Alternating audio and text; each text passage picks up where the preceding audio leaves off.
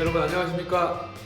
사회문화 시간입니다. 오늘 이제 4주차 두 번째 강의 시작할 차례인데요. 오늘 선생님이 강의 찍으려고 막 준비를 하고 있는데 전화를 받았어요. 2학년 학생이 뭐 이제 선생님하고 얘기할 게 있어서 선생님 번호를 알아서 전화가 왔는데 이런 얘기 하다가 여러분들이 그 질문 게시판이나 이런 데다가 선생님 강의 어떻다, 뭘 바꿔달라, 뭘 좀 이렇게 해달라 이런 요구사항이 너무 없어서 이제 그런 식으로 전화가 왔을 때 한 번씩 선생님 물어보거든요. 그럼 맨날 선생님 너무 좋아요, 잘해요, 좋은 것 같아요, 맨날 이렇게만 하고. 근데 그 친구가 날카롭게 저한테 비판을 하더라고요. 그래서 그래 뭐가 제일 불만이야? 어떻게 더 개선해야 될 점이 뭐가 있을까? 그랬더니 선생님이 너무 이렇게 여기 이렇게 서 있어가지고 글씨가 안 보인다는 거야.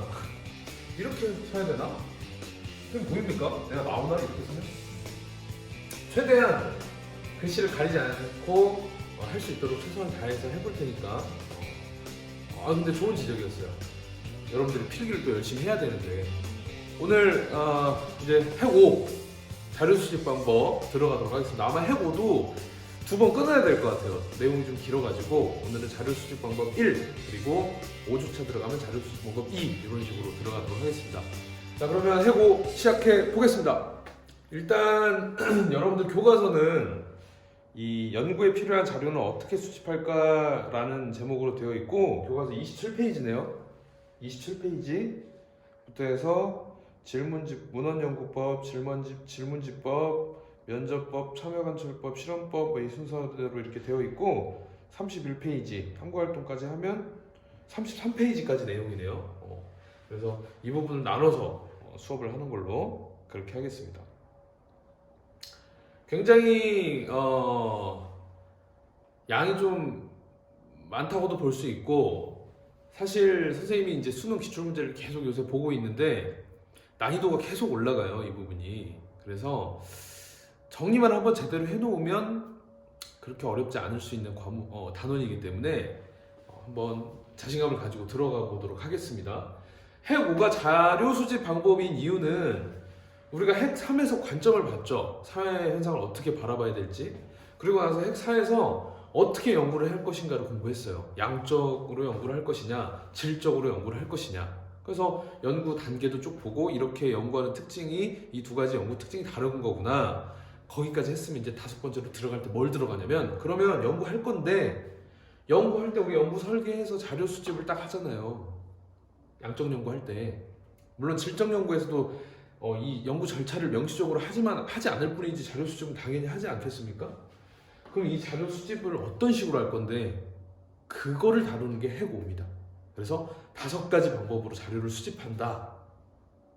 이해가시죠? 제일 먼저 볼 자료 수집 방법은 문헌연구법이라는 자료 수집 방법이에요. 특징은 뭐냐면 이제 내가 연구를 해서 시작해가지고 자료를 수집해야 되는데 어떻게 해야 될까 할 때 기존의 연구가 어떻게 되어 있는지 기존의 연구 결과를 쭉 살펴본다든지 아니면 이미 발표되어 가지고 누구나 다 알고 있는 통계 자료 이런 것들을 활용해 가지고 자료를 수집하는 정보를 수집하는 것을 문헌 연구라고 합니다. 그러니까 쉽게 얘기해서 이거는 내가 만든 자료는 아닌 거죠. 무슨 말인지 이해가시죠? 예를 들어서 선생님이 어저께 여러분들 강의 들었던 거에 예를 들어서 학생들이 학교에서 행복하지 않은 이유가 뭘까? 이런 현상에 대해서 연구를 하고 싶을 때 막막하잖아, 처음 시작할 때. 그러면 제일 먼저 사용할 수 있는 연구가 제일 먼저 활용할 수 있는 자료 수집 방법이 문헌연구법이에요. 그래서 찾아보는 거지. 관련 책, 학생들이 학교에서 왜 힘든가 관련된 도서를 찾아본다든지 논문을 찾아본다든지 뉴스도 됩니다. 뉴스, 사설, 신문 이런 것들을 쭉 살펴보면서 정보를 수집하는 것을 문헌연구법이라고 합니다. 그래서 문헌연구법의 특징이 이런 거고요. 더 큰 특징이라고 한다면 이 문헌연구법은 아까 선생님이 얘기했잖아요. 그러면 그 책이나 신문, 뉴스 이런 자료들은 내가 만든 자료는 아니죠. 이미 남들이 만들어 놓은 기존에 만들어 놓은 연구 결과들, 발표된 통계 자료들 그렇기 때문에 이거를 이름을 뭐라고 부르냐면 2차 자료라고 해요. 쉽게 얘기해서 내가 조사해서 내가 수집한 자료는 1차 자료인데 2차 자료라는 거는 남이 미리 만들어 놓은 거야. 그러니까 이 내가 하려는 연구의 목적으로 만든 자료는 아니지만 남이 어떤 연구를 하기 위해서 만들어 놓은 건데 그것을 내가 갖다가 이 참고하면서 봤던 자료를 2차 자료라고 하는 겁니다. 그래서 문헌연구법은 2차 자료라는 특징을 가지고 있고 의미는 다른 연구에서 수집 분석된 자료를 재분석하는 것이다. 이렇게 되어 있는 거죠. 그래서 1차 자료하고 비교를 해주시면 될 것 같아요. 1차 자료는 내가 직접 수집하는 겁니다. 내 연구 목적을 위해서 수집한 내가 직접 수집한 자료. 이게 1차 자료. 자, 그래서 예를 들어서 본다 그러면 역사 문헌. 이거는 뭐 1차 자료를 구하기가 힘들겠죠. 무슨 얘기냐면 내가 예를 들어서 세종대왕에 대해서 연구를 해야지 그럼 조선시대로 가서 할 수는 없잖아. 세종대왕하고 이야기를 나눌 수도 없잖아. 그 당시에 왕의 어떤 행적을 담은 조선왕조실록이라든지 뭐 역사책 이런 것들을 참고해야 하기 때문에 그런 게 문헌연구의 가장 대표적인 예가 될 수도 있고 뭐 보고서 학생들이 행복에 대해 담은 보고서라든지 신문잡지 통계 일기 편지 이런 것까지 전부 다 문헌연구법의 자료가 될 수 있다는 거예요. 장단점만 보면 돼요. 문헌연구법의 제일 장점은 뭘까? 딱 여러분들이 자료 수집할 때 문헌연구를 선택하게 됐을 때 제일 장점이 뭐냐면 첫 번째로는 방금 선생님 얘기한 것처럼 1차 자료 구하기 어려운 연구를 가능하게 해준다. 조선시대 가서 연구할 수 없죠? 없잖아요. 예를 들어서 중국에서 처음에 시작된 우한이라는 곳에서 시작이 된 코로나 바이러스가 사람들한테 미친 영향에 대해서 연구를 하고 싶은데 우한에 못 가. 통제를 해놨어. 그런 경우에는 관련된 신문이나 뉴스 분석 자료를 대신 봐야 되잖아요. 1차 자료 구하기 어려울 때 그런 연구를 가능하게 한다. 그래서 시간 공간을 극복하게 해준다. 시간은 어떻게 극복하냐? 조선시대로 갈 수 없는 것을 책으로 문헌으로 대신하게 해주고 우한이라는 곳에 못 가니까 못 가는 대신에 우한을 다룬 보고서나 뉴스, 신문 자료들을 보면서 공간까지 극복하게 해준다. 들어오셨죠? 그게 제일 큰 장점이겠지, 문헌연구는. 그러면 자연스럽게 시간 비용이 절약이 될 겁니다. 우한 가는데 드는 시간 비용 다른 자료 수집 방법에 비해서 굉장히 시간 비용이 절약될 수 있는 뭐 도서관 가서 책 빌리는 것도 책 빌리는 거지만 집에서 인터넷으로 확인해서 한다면 얼마나 빠르게 비용이 저렴하게 자료 수집이 가능하겠습니까? 그렇죠? 세 번째, 문헌 연구를 하면서 기존의 연구 성과가 어땠는지 동향, 이 연구가 어떻게 지금까지 이루어져 왔는지 이런 것들을 파악하는 데도 도움이 돼요. 문헌 연구가 굉장히 많은 장점을 갖고 있네요. 그렇죠? 하지만 단점도 있습니다. 첫 번째, 문헌 자체 또는 그 문헌을 해석할 때 신뢰도 문제가 있어요. 이거는 1차 자료가 아니잖아. 1차 자료라면 내가 직접 했으니까 믿음이 가지. 근데 2차 자료라는 것은 남이 한 거고 그래서 그 문헌이 정말 진짜 신뢰할 만한 내용인가? 이 부분에 대해서 조금 의심이 갈 수도 있다는 겁니다. 우리 막 요새 가짜뉴스라는 말도 많이 나오잖아요. 역사 문헌도 그래요. 조선왕조 실록에 나와 있는 내용이 100% 현실일까?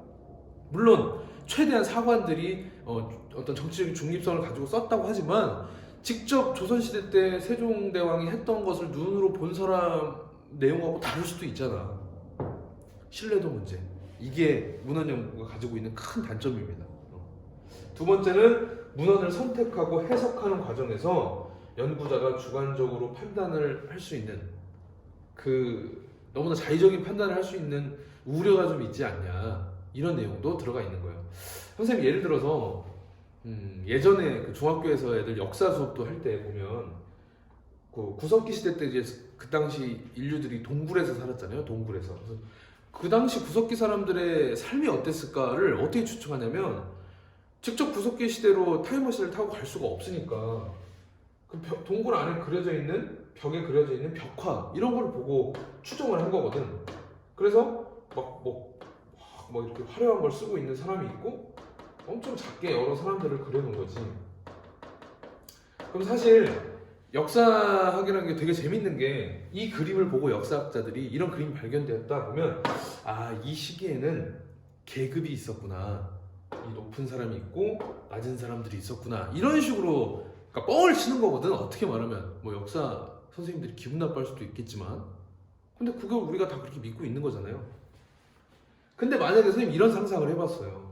실제로 이 시대로 돌아가서 봤더니 그냥 친구들끼리 서로 어울리는 모습을 그림으로 누가 남겨놓은 건데 실제로 이 친구 혼자 키가 너무 컸었던 거야. 얘네들은 다 평등했어. 이 사회는 계급이 없었어.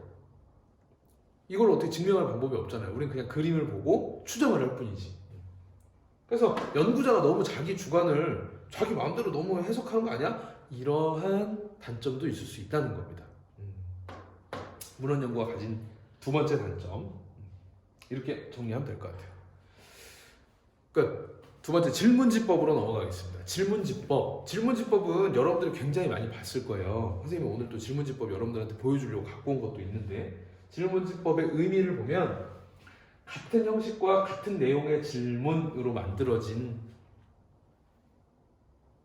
문제를 여러 사람들한테 줘서 응답 항목으로 만들어서 받아서 이거를 통계 처리하는 그런 작업을 질문지법을 통한 자료 수집 방법이라고 합니다. 키워드가 되는 말은요, 질문지법의 가장 큰 특징을 가장 간추려서 얘기하면 구조화되고 표준화된 자료 수집 방법이다, 이렇게 얘기를 하는 거예요. 이 말은 우리가 친해져야 됩니다. 자료 수집 방법 하면 제일 먼저 떠올라야 될 말이 구조화되어 있고 표준화되어 있다. 잘 기억해 두시기 바랍니다. 왜냐면 일단 보고 얘기할까요? 선생님이 이 질문지법을 사용했던 거를 직접 예로 보여주려고 합니다. 이게 뭐냐면 우리 이제 개학이 미뤄져가지고 선생님이 1학년 7반 담임인데 우리 반 아이들 부모님들한테 이 질문지법을 한 거예요. 뭐 사회 현상을 조사하기 위한 건 아니고 굳이 뭐 조사라고 볼 수도 있겠네요. 아이들이 어떤 친구들인지 궁금하기도 하고 보냈으니까. 그래서 좀 이렇게 했는데요. 답변을 써주시기 바랍니다. 이렇게 보낸 거예요. 그래서 1번에서 5번은 부모님들한테 써달라고 한 거니까 넘어가고 6번부터 딱 해서 이제 이렇게 응답 항목을 만든 거야. 이런 거 많이 받아봤죠, 여러분? 설문조사. 방과후 새학교 담임쌤이야. 쌤 어떤 사람 같아? 그래서 이제 제일 잘 나온 사진이라고 선생님 생각하고 올렸는데 실물이 낫죠? 아니 선생님 여기 좀 거울을 보는데 머리가 이렇게 스타일 좀 이렇게 한 거예요. 그래서 이 응답 항목을 자료 수집하는 사람이 이렇게 만듭니다. 한없이 인자하고 이런 사람 같다, 거친다, 친해지기 힘들 것 같다, 관심 없다, 기타 뭐 이렇게 만드는 거. 이런 거 여러분들도 경험 있을 거예요. 또 선생님 나이 몇 살일 것 같아? 이 어플 여러분도 한 번씩 써봤죠. 이렇게 해가지고 했는데 그래서 이 사이일 것 같다, 이 사이일 것 같다, 이 사이일 것 같다, 이 사이일 것 같다, 뭐 이렇게 체크를 해서 보내는 거죠. 이제 아이들한테도 물어보는 거예요. 넌 어떤 성격의 소유자야? 저는 이런 성격입니다. 쭉 이렇게. 학교 너무 나오고 싶지? 이때는 그렇게 길지 않을 거라고 생각하기 때문에 20여 일 정도 있다가 개학할 줄 알았죠, 그때. 근데 계속 미뤄졌잖아요. 막 엄청 우리나라가 심각한 상황이 되면서. 이때 뭐 할 거야? 그래서 이 중에 골라라. 엄청 공부하겠다, 집안일 하겠다, 다이어트 하겠다, 말 걸지 마라, PC방이다, 뭐 이렇게. 그러니까 질문지법의 특징이라고 할 수 있는 방금 네 가지 문항은 아이들이 자기 생각을 물론 기타에다 쓸 수도 있지만 여기다 체크를 하고 그리고 뭐 여기다 체크를 돼 있네요, 자동으로. 이렇게 체크를 하고 이렇게 하기 때문에 선생님이 보여줄게요. 이거를 응답을 딱 하잖아요. 그러면 선생님이 이제 보게 되는 자료는 이거예요. 응답 33명 했고 완료하는데 걸린 시간이 이렇다. 근데 중요한 건 뭐냐면 이렇게 되는 거죠. 이제 내가 문제를 낸 사람, 자료 수집을 하는 사람이니까 한없이 인자하고 자상하고 정이 많을 것 같다. 24명, 2명, 1명. 그래프로 딱. 이거 지금 양적 연구, 질적 연구 잠깐 우리 복습하면 무슨 느낌 들어요? 양 느낌 들어요? 질 느낌 들어요? 숫자, 계량화, 양 느낌 바로 들죠? 미리 얘기하면 자료 수집 방법 중에 질문지법은 양적 연구할 때 쓰이는 자료 수집 방법이네, 딱 보니까. 무조건 수치화해갖고 분석을 해버리는구만, 아주. 그죠? 굉장히 아이들이 솔직합니다. 한없이 인자하고 자상하다. 막 막대 그래프로 이렇게 막 분석을 해버립니다. 자연현상 연구하듯이 하겠다니까? 양적 연구? 몇 살일 것 같아? 30에서 34세. 40세 이상. 진짜 이게 익명으로 돼 있어가지고 이 친구 진짜 계약날 만나면 농담입니다. 딱 막대 그래프. 근데 선생님이 이게 제일 많아요. 여러분들이 보기에도 선생님이 여기에 해당한다고 생각하십니까? 30에서 34세? 너무 심하겠네요. 자, 막대 그래프로 쭉 이렇게, 그죠? 이렇게 말 걸지 마라 PC방에다 2명, 말 걸지 마라 코인 노래방에다 1명, 이런 식으로. 이게 질문지법입니다. 이게 선생님이 아까 여기 구조화 표준화된 중요하다고 얘기했잖아요. 응답 항목이 아이들이 통일될 수밖에 없어요. 이 응답된 항목을 가지고 선생님은 계량화해가지고 통계를 내기가 쉬워요. 이거 몇 명, 저거 몇 명. 이해가시죠? 그래서 구조화 표준화된 거다라고 표현을 하는 겁니다. 만약에 앞에 비구조화돼 있고 비표준화된 거다라고 한다는 건 뭐냐면 아이들 응답을 항목으로 해서 하는 게 아니라 열린 거지. 쉽게 말하면 주관식 문제라고 보는 거지. 그거는 통계 내기가 쉽지 않잖아요. 제각각 대답이 다를 텐데. 이해가시죠? 그래서 구조화되고 표준화됐다는 의미는 이 자료를 통일시켜서 딱 구조화시켜가지고 내가 통계를 낼 수 있게 만든 그런 자료 수집 방법이다. 이렇게 이해를 하시면 될 것 같아요. 자, 어디와 활용하는지 한번 볼게요. 첫 번째, 조사 대상자의 규모가 졸라 크대요. 졸라 크다고? 이런 말을 원래 온라인에서는 안 쓰는데 이게 큰일 났네. 자, 조사 대상자의 규모가 엄청 커. 느낌 바로 오네. 양적 연구 해야 될 것 같죠? 계량화된 자료 수집이 필요할 때 질문지법 쓴다. 정확하게 양적 연구 내용에서 봤던 내용이 그대로 나옵니다.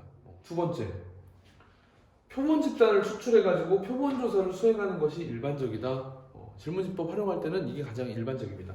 표본이라는 거는 선생님 어저께 우리 수능 문제 풀 때 잠깐 얘기했는데 모집단이라는 게 있고 표본 집단이라는 게 있어요. 엄마라고 그랬죠, 엄마? 예를 들어서 선생님이 연구하고 싶은 집단이 모집단이 첨단고 학생이에요. 1000명이 좀 넘던데. 근데 그 학생들을 다 연구할 수는 없으니까 이 첨단고 학생들 1000명을 대표할 수 있는 대표성을 띠고 있는 표본 집단을 구성을 하는 거예요. 이렇게 하면 되겠다. 1학년 남학생, 여학생 랜덤으로 10명씩. 1학년 남자 10명, 여자 10명. 2학년 남자 10명, 여자 10명. 3학년 남자 10명, 여자 10명. 대신에 내가 원하는 애들, 내가 친한 애들만 고르는 게 아니라 진짜 랜덤으로 뽑아야지. 그렇게 해가지고 60명을 데리고 얘네를 표본 집단이다 이렇게 삼는 거죠. 이해가시죠?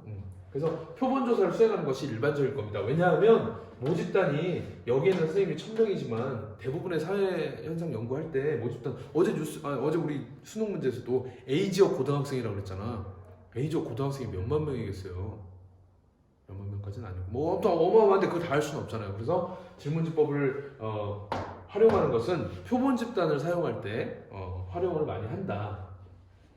그래서 아까 방금 선생님이 얘기했던 것처럼 대표성. 이 대표성이라는 게 왜 중요하냐면 이 표본 집단이 대표성을 띄어야만 이거 본 적 있나? 분명히 선생님하고 본 적이 있는데 일반화가 가능하다. 이 표현 꼭 알아두십시오. 핵노트 할 때 이런 거 적어야 돼, 얘들아. 이런 거 하려고 핵노트 만드는 겁니다. 만약에 선생님이 첨단고 1000명을 모집단으로 하고 첨단고 학생들이 사회문화에 대해서 어떤 인식을 하고 있는가를 조사하는데 사회문화 엄청 매니아들 미치게 좋아하는 진짜 김우람 선생님 너무너무 좋아하는 애들 내가 뽑아가지고 한 30명 뽑아가지고 얘네들한테만 조사를 해. 그리고 그 조사 결과를 첨단고 학생들은 사회문화를 너무 좋아하네요. 이렇게 하면 이게 사람들이 신뢰가 가겠어요? 안 가겠죠? 그래서 대표성을 위해 가지고 연구자의 주관 내 주관 빼고 무작위 추출을 사용해야 된다. 그래야 이 표본 집단은 뭘 가집니까? 무슨 성을 가집니까? 대표성을 가지게 되고 그래서 이 대표성을 가진 표본 집단을 뽑아야만이 이 연구가 끝났을 때 이 연구 결과를 모집단에다 뭐 할 수 있다고? 일반화할 수 있다고. 맨날 나옵니다. 이거 수능 문제. 선생님 적중 올해 수능에 이런 문제 꼭 나옵니다.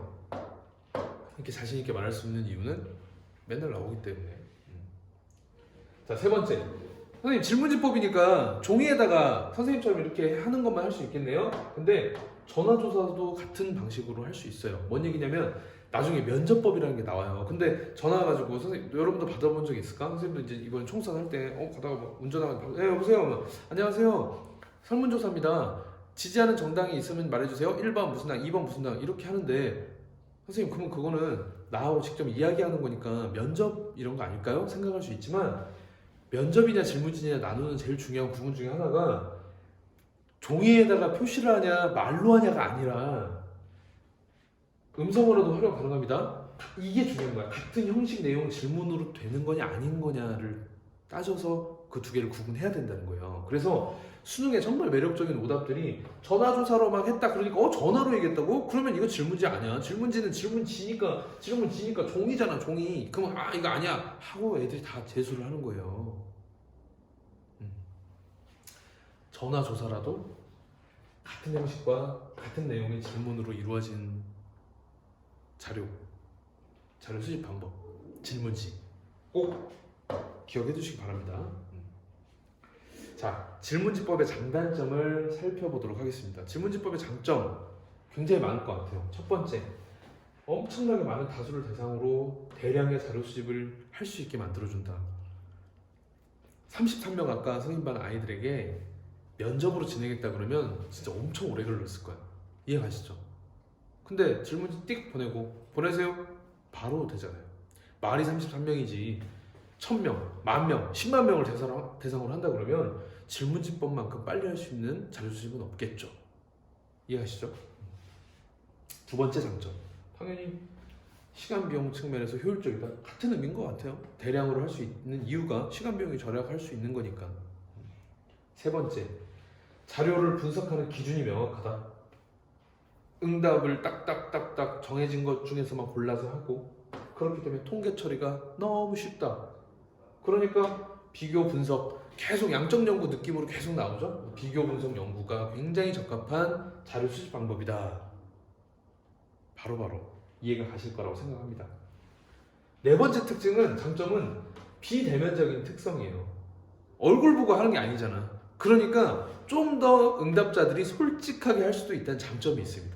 예를 들어서 여러분 어떨 것 같아요? 우리 계약해서 왔는데 얘들아 자 오늘 조사를 하나 할게. 자 흡연 학생 실태 조사해야 돼. 흡연한다 손 들어. 누가 들겠어. 근데 질문지 쑥 나눠주고 익명이니까 흡연하는 사람 솔직히 해줘. 그러면 할 수 있는 여지가 생길 수 있다는 거죠. 자 그러면 이제 단점 보겠습니다. 단점 첫 번째, 문맹자는 활용 곤란하다.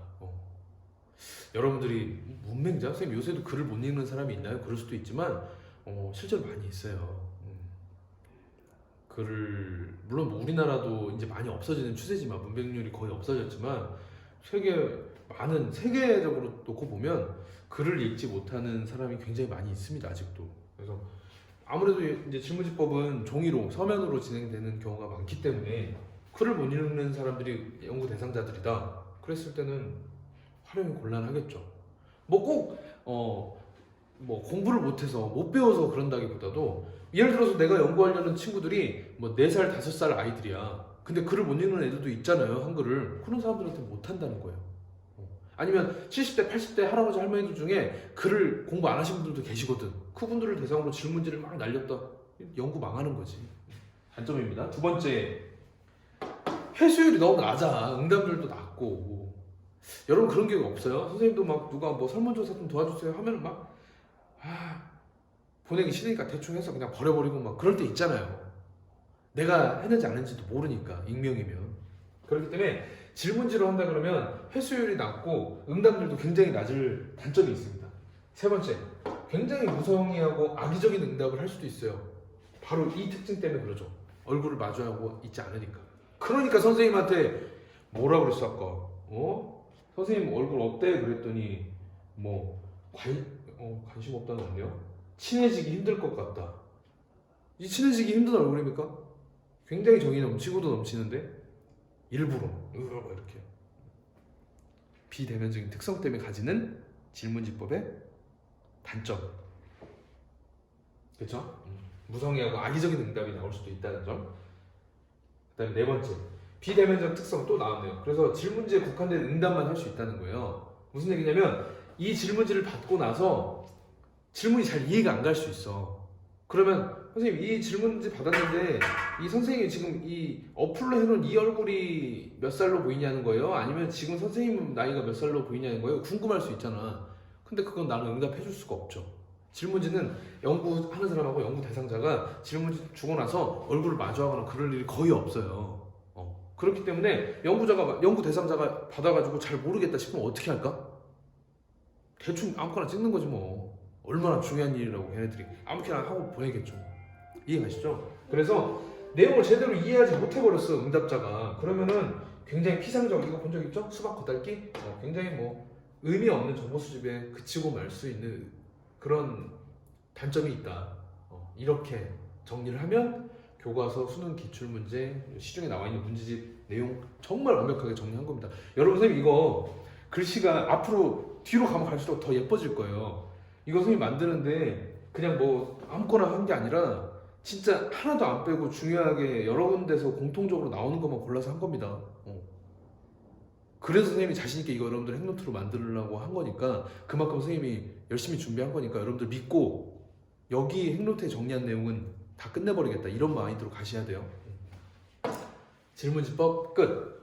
끝이 아니라, 죄송합니다, 끝이 아니라 그러면 이렇게 피상적인 정보 수집에 그치고 말 정도로 위험한 이런 질문지를 만들면 안 되겠지. 그러니까 한 방에 이해가 잘 가게 만들어야 되겠죠. 그래서 질문지 작성 시 유의사항, 이게 요새 또 시험 문제 많이 나오더라고요. 질문지를 작성할 때 어떤 유의를 해야 될까? 이 수업을 위해서 만든 겁니다. 이건 실제로 쓴 게 아니라 여러분들이 한번 이 질문지를 받았다고 생각하고 뭐가 잘못됐지를 한번 생각해 보세요. 이거 잘하면 좋을 것 같아. 자, 시간이, 자 1번 먼저 딱 보여줄 테니까 여러분들 1번 딱 보고 스페이스 누르고 생각해 보세요. 뭐가 잘못되는지. 자, 화면 정지. 끝났죠? 자, 2번 뭐가 잘못되는지 한번 찾아보세요. 자, 화면 정지. 자, 3번 질문지가 뭐가 잘못되는지 확인해 보세요. 정지. 4번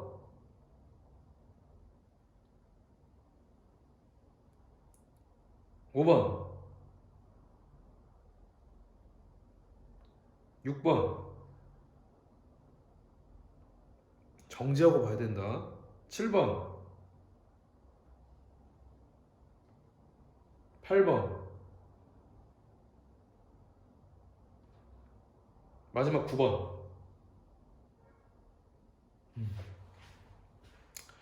당연히 선생님 만든 얘는 질문지를 작성할 때 유의해야 되는데 유의하지 않고 잘못 만들어진 질문지만 선생님이 9개를 만든 겁니다. 궁금하죠? 선생님이 답을 알려줄게요. 자, 첫 번째, 귀하는 자라면서 누구와 살았습니까? 부모와 함께, 아버지하고만, 어머니하고만, 기타. 문제 없을 것 같은데? 사실 1번하고 2번이 제일 잘 안 보일 거예요. 수능에서도 1번하고 2번 이유가 제일 많이 나오고 찾기도 제일 어려워요. 같은 이유로 잘못된 거니까 2번도 같이 볼게요. 용돈 얼마나 받아요? 이만큼, 이만큼, 이만큼, 이만큼, 이만큼. 이 문제들의 질문의 가장 문제점은 뭐냐면 질문이 굉장히 명료해야 되는데 그게 부족했다, 이렇게 표현하는 겁니다. 뭐냐면 이런 사람 어떡할 거야? 어렸을 때 부모님하고 살다가 아버지가 일찍 돌아가셨어. 근데 아빠하고 엄마하고 같이 산 게 5살까지고 엄마하고만 산 건 6살까지야. 아니, 엄마하고는 6살부터 7살까지 살았어. 2년을 살았어. 근데 엄마가 재혼하셨네? 8살부터 11살까지는 아빠 엄마랑 또 같이 살았어. 너무 슬픈 얘기지만, 근데 11살 때 엄마가 다시 돌아가셨네? 그리고 11살 때부터는 아빠하고 살았어. 그럼 걔는 어디다 해야 돼? 선생님 기타 있잖아요. 야, 그럼 기타에다 애들 다 해버리면 이거 뭘 연구를 하냐? 이거 연구 무슨 의미가 있어 이걸 가지고. 그래서 차라리 귀하는 초등학교 1학년 시절, 뭐 2학년 시절, 아니면 귀하는 뭐 중학교 시절, 아니면 1살부터 취학 전까지 이게 정확하게 구체적으로 물어봐줘야 응답자들이 하나를 선택할 수 있다는 거예요. 명료하지 못한 겁니다. 이해가시죠? 자, 두 번째, 귀하는 용돈을 얼마나 받습니까? 선생님 이거 다 있을 것 같은데요? 근데 문제는 뭐냐면 나는 하루에 10만 원 받아. 나는 한 달에 10만 원 받아. 난 1년에 30만 원 받아. 근데 그 기준이 안 나와 있잖아요. 주기가 얼마 주기로 용돈을 받습니까? 예를 들어서 귀하는 한 달에 용돈을 얼마나 받습니까? 그랬으면 문제가 없을 것 같아요. 이해 가시죠? 그래서 1번, 2번 전부 다 질문을 좀 명료하게 만들었어야 되는데 질문을 명료하게 만들지 못했다. 이 점을 문제로 뽑으면 될 것 같습니다. 3번은 좀 쉽지 않을까? 귀하는 BTS나 시스타를 좋아하십니까? 선생님 답 말해줄까요? 잠깐만 나는 잠깐 이거 아미들 이거 조심해야 되는데 선생님 정말 싸우고 싶은 마음 없지만 근데 내가 좋아하지 않는 걸 좋아한다고 할 수는 없잖아요. 전 BTS가 좋은지 잘 모르겠어요 사실. 뭐 날라오는 느낌인데 지금. 그래서 선생님 시스타는 되게 좋아하거든? 시스타 해체했어요? 해체했나? 어쨌든 BTS 나 별로? 시스타? 시스타 좋아해. 그럼 어디다가 해?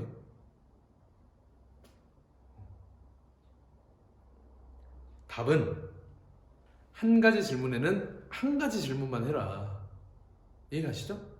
이건 시스타만 좋아하고 BTS 싫어하는 사람은 답할 수가 없잖아요. 그래서 잘못 만든 질문이다. 3번부터는 어렵지 않죠? 4번. 자, 김우람 선생님은 최고의 실력과 열정을 겸비하고 인성까지 뛰어나 많은 학생들의称사를 받고 있습니다. 이건 진짠데요 지금. 김우람 선생님이 사회문화수업을 만족하면서 듣고 있습니까? 이렇게 물어봤어요. 그럼에도 불구하고 꿋꿋이 아니요 할 수도 있지만 이 질문의 잘못된 점은 연구자의 주관이 질문에 들어가 있는 게 문제인 거예요. 김우람 선생님 너무 훌륭하고 진짜 최고예요. 여러분 김우람 선생님 어떻게 생각하세요? 그러면 아무 생각 없던 사람도 그래요? 그럼 잘하나 보죠. 이렇게 하게 된다는 거지. 그래서 연구자의 가치, 연구자의 주관이 질문에 들어가면 된다 안 된다? 안 된다. 그래서 잘못 만든 질문이다. 이렇게 보시면 되는 겁니다. 5번은 쉬웠을 것 같은데? 만 18세 이상, 선생님 읽어볼게요. 잘 들어보세요. 만 18세 이상 청소년에게 선거권을 부여하지 않는 것이 바람직하지 않다는 의견에 동의하지 않으십니까? 야이씨, 뭔 소리야 이게. 또 뭔 말인지 모르겠죠. 왜 그럴까? 이걸 뭐라고 하냐면 이중부정이라고 합니다. 이중부정. 부정을 너무나 많이 써서 노니까 응답하는 사람들이 헷갈리는 거지. 그냥 18세 청소년 선거권 동의해요 안 해요? 이렇게 깔끔하게 물어보면 되지. 뭐 선거권을 부여하지 않는 것이 바람직하지 않다는 점에 대해서 동의하지 않으시지는 않으십니까? 뭐 이런 거 하지 말라는 거예요. 재밌다, 그죠? 자, 6번. 이거 좀 힘들었을 것 같은데. 귀하의 외모의 매력도, 여러분 얘기하는 거예요. 매력도 어느 정도라고 생각하십니까? 굉장히 매력적이다. 다소 매력적이다. 보통이다. 다소 불편하게 생겼다.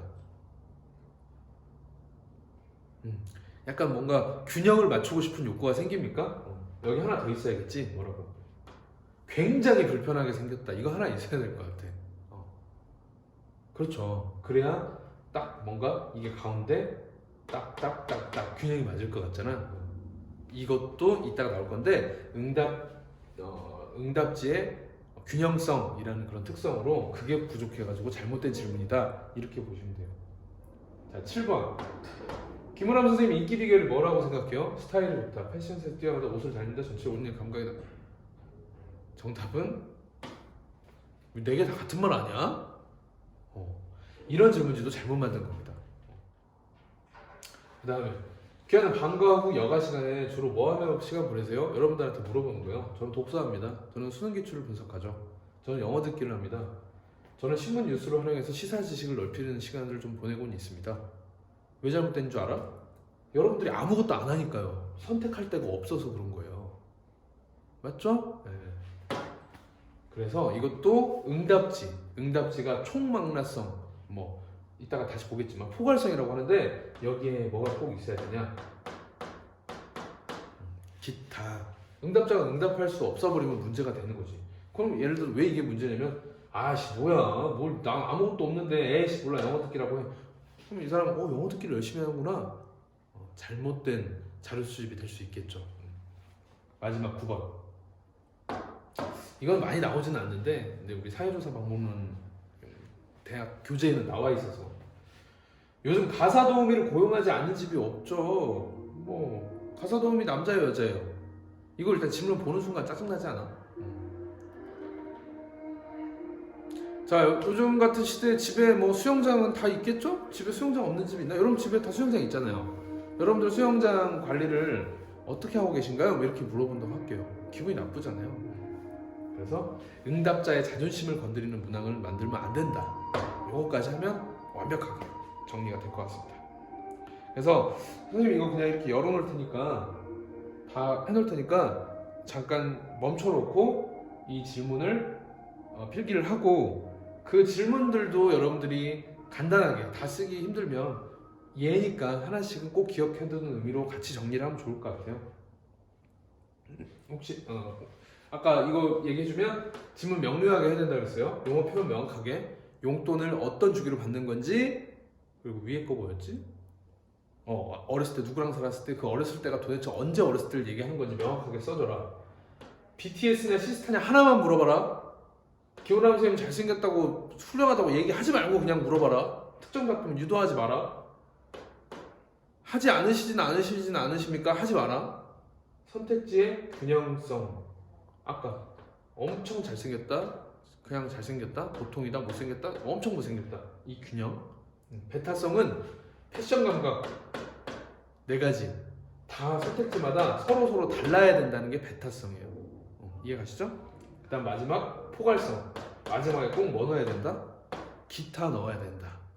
됐죠? 여기까지 한번 정리해 보십시오. 자, 그럼 우리 이제 세 번째 자료 수집 방법인 면접법으로 들어가도록 하겠습니다. 면접법은 여러분들 면접이라는 말은 많이 들어봤잖아요. 실제로 얼굴을 맞대고 대화를 나누거나, 그렇죠? 그게 면접입니다.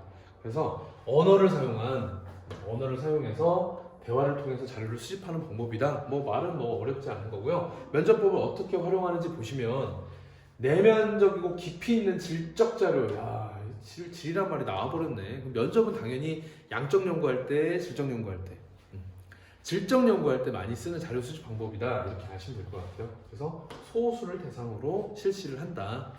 질문지법하고 대조가 제일 많이 됩니다. 질문지하고 면접을 비교하는 문제가 많이 나오니까 질문지하고 면접이 반대의 어떤 성격을 갖고 있다고 보시면 될 것 같아요. 자, 두 번째. 조사 대상, 진행 상황, 응답자 반응에 따라서 질문 내용이나 형식 순서가 유연하게 제시된다. 유연하다는 말 어디서 봤지 우리? 질적 연구 절차에서 본 적 있죠? 아니 응답지를 미리 만들어 놓고 나눠주고 끝내는 게 아니라 이 사람하고 얘기하다가 새로운 게 나왔어? 그래? 난 그 얘기 할 줄 몰랐지. 그 얘기 한번 들어보자. 바로바로 바뀌면서 유연하게 대처해서 바뀔 수 있어요. 그러니까 질문 내용 형식, 물론 응답 면접을 준비할 때 그렇다고 질문지를 안 만들어가는 건 아니에요. 만들어서 가겠지. 만들어서 갔지만 응답자가 응답하는 어떤 그런 반응 이런 거에 따라서 하려고 했던 질문 취소도 할 수 있는 거잖아. 질문지는 그렇게 못 하잖아요. 그럼 이 질문 안 하고 갑자기 생각난 질문을 해볼게. 이렇게도 할 수 있는 거죠. 그래서 굉장히 유연하게 자료를 수집할 수 있는 방법이다. 그래서 비구조화, 비표준화된 자료 수집 방법이다. 조금씩 느낌 오시죠? 질문지법은 구조화, 표준화. 면접법은 비구조화, 비표준화. 오케이. 자, 세 번째는 그런데 질문지하고 굉장히 다르게 친밀감과 신뢰 단계를 형성하는 것이 이 연구 목적을 달성하는데 관건이다. 제일 중요한 문제다. 이런 거예요. 우리 어저께 수능 문제 풀 때 봤지만 연구자와 연구 대상자의 어떤 교감, 정서적 교감이 뭐가 더 중요하냐? 양적 연구하고 질적 연구 중에 질적 연구였던 거 기억하시죠? 질문지는 그냥 띡 던져주고 다 되면 불러라 이런 느낌인데 질적 연구는 서로 대화를 나눠야 되잖아. 선생님 어제 얘기 기억나죠? 학교생활 힘든 친구하고 면접을 하는데 둘이 신뢰관계가 형성이 돼 있지 않으면 학생이 마음을 열겠습니까? 전혀 자료 수집이 안 되겠죠. 그래서 학생과 즉 연구 대상자와 연구자가 서로 신뢰관계가 형성되고 친밀해야 된다. 정서적 교감이 굉장히 중요하다. 그게 면접법에 활용되는 방식이라고 보시면 될 것 같습니다. 장단점 정리하면 면접 끝날 것 같아요. 먼저 장점. 그 사람이 행위한 동기나 가치 이런 주관적 세계를 심층적으로 이해할 수 있다. 질적 연구에서 지겹게 많이 봤습니다. 바로 이 면접법이 바로 그러한 질적 연구를 위한 정말 탁월하게 맞춤형으로 된 자료 수집 방법이다. 두 번째. 이건 질문제법하고 조금 이제 다를 수 있는데 응답을 거부하거나 회피하고 무성의하고 악의적인 응답 이런 거 질문지법에서 했었잖아. 아까 선생님 뭐라 했지 나한테? 그런 거. 근데 그런 게 방지된다. 왜? 같이 앉아가지고 계속 물어봐 보려면 되지. 얘기 좀 해줘. 솔직하게 말해줘. 응답자하고 연구자하고 연구 대상자가 면전에서 대화를 하기 때문에 질문지법에서 나타나는 단점을 커버할 수 있는 장점이 있는 거예요. 세 번째, 유연성, 융통성, 신축성 발휘할 수 있다. 질문하는 방식, 응답자 반응에 따라 달라진다. 얘기했죠? 네 번째, 문맹자도 활용 가능하다. 아까 5살, 6살 애들, 70세, 80세 어르신들, 한글 모르는 분들, 또는 세계에 있는 어떤 문명이 덜 발달한 나라의 어떤 그런 친구들도 글자 몰라도 언어만 통한다면 활용이 가능하다. 질문지법이 할 수 없는 그런 점이 바로 면접법에서는 장점이 될 것이다. 이렇게 보시면 될 것 같습니다. 단점은 아까 질문지법의 장점에 있던 거 그대로 거의 옮겨오면 됩니다. 시간 비용이 어마어마하게 들겠죠. 대화해야 되고 그리고 시간 엄청 많이 들어갈 거고. 예를 들어서 내가 연구하려는 연구 대상자들이 미국에 있어. 질문지는 이메일로 보내면 되는데 직접 미국에 가야 되잖아요. 시간 비용 측면에서는 굉장히 비효율적이라는 단점이 있고요. 두 번째는 익명성이 결여되어 있어요. 얼굴 맞대고 하는데 어떻게 이름을 숨길 수가 있겠어요. 선생님이 뭐 하나만 물어볼게. 담배 피우고 있지 지금? 근데 누가 아니요 이러지. 진짜 흡연하는 친구가 네, 저는 아침에 한 2대 정도 피우고 1교시 끝나고 한 대 피우고 이렇게 누가 얘기를 하겠습니까? 그래서 솔직한 응답을 기대하기는 좀 어렵다. 얼굴을 직접 보고 하기 때문에. 세 번째, 자료 분석 기준이 불명확하다. 이거 여러분 질문지법 장점 행노트 넘겨서 보시면 자료 분석 기준이 명확하다라고 여기 써 있거든요. 그 정확히 반대입니다. 왜냐면 통계 처리 못하죠? 똑같은 질문을 한 게 아니죠? 통계 처리가 안 되고 비교 분석도 안 된다. 이게 바로 면접법의 단점이다 보시면 될 것 같고요. 네 번째, 조사자의 편견과 주관적 가치가 개입될 수 있다. 문헌 연구에서는 이런 단점이 나왔는데, 그러니까 질문지법에서는 사실 이게 많이 안 들어갈 수 있어요. 그 통계 자료를 보고 수치화해서 계량해서 통계 분석하면 끝나기 때문에 연구자의 어떤 가치 개입이 적을 수 있는 장점은 있지만, 면접은 어쨌든 내가 지금 연구 대상자가 하는 이야기, 대화 나눈 거를 듣고 그 사람 표정을 보고 내가 정리를 해서 나의 어떤 생각과 버무려서 연구 결과를 내야 되기 때문에 편견이나 주관적 가치가 개입할 수밖에 없는 거지. 근데 적당히 들어가지 않고 예를 들어서 너무나 연구자 마음대로 자의적으로 해석해버려가지고 연구 대상자의 어떤 그 행위를 왜곡하거나 그럴 수 있는 우려도 있다. 이렇게 정리하시면 될 것 같습니다. 그래서 오늘은 면접법까지 3가지, 문헌연구, 질문지, 면접법 이렇게 3가지만 정리를 하고요. 4주차죠. 5주차 때 나머지 참여 관찰하고 실험법에 대해서 하고 수능 문제 좀 풀어보면서 핵 5를 마무리하도록 하겠습니다. 아무튼 여러분 오늘도 너무너무 고생 많았고 항상 선생님이 추구하는 건 정말 선생님 여러분들이 앞에 있으면 더 재밌게 더 즐겁게 수업을 할 수 있거든요. 그래서 빨리 여러분들이 선생님 앞에 나타나서 우리가 같이 으쌰으쌰 하면서 5월 20일 얼마 안 남았으니까 같이 즐거운 학교생활 할 수 있도록 오늘도 기다리면서 오늘 강의 마치도록 하겠습니다. 오늘도 건강하게 즐거운 하루 되시길 바라면서 5주차에 만납시다. 안녕!